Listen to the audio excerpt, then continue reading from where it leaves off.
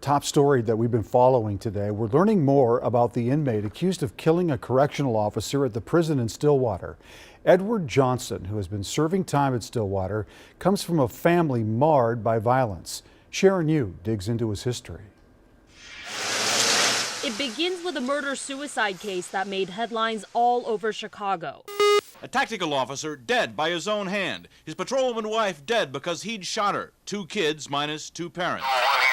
In the early morning hours in September of 1988, a Chicago police officer shot and killed his wife with their 2 children watching just outside of their bedroom door. The bottom line in this case is that a woman is dead, and those children are going to be seriously compromised, I think, for the rest of their lives, and it shouldn't have had to happen. One of the 2 kids is Edward Mohammed Johnson, inmate at Stillwater Prison, serving time for homicide, now about to possibly face more years with yet another after the death of corrections officer Joseph Gom. And I do not care if it occurred in a prison. In fact, it makes it probably more egregious. Johnson was just 12 years old when he watched his mother die in the hands of his father. Court documents revealing a pattern of domestic abuse his mother dealt with. Selena Johnson had listed it in sworn court documents as one of 7 instances of abuse by her husband this year.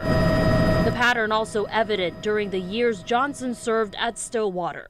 Discipline record of this individual is significant. He has served about 1,700 days in segregation. The Washington County attorney assuring the community justice will be served. When we charge him, we seek a conviction and a consecutive sentence.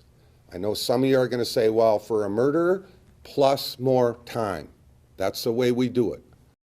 At this point, the BCA is investigating, and the Washington County attorney is working with them to figure out what charges Johnson would face. Johnson has been moved from Stillwater to Oak Park Heights, the state's only level 5 maximum prison. Randy. All right. Thank you, Sharon.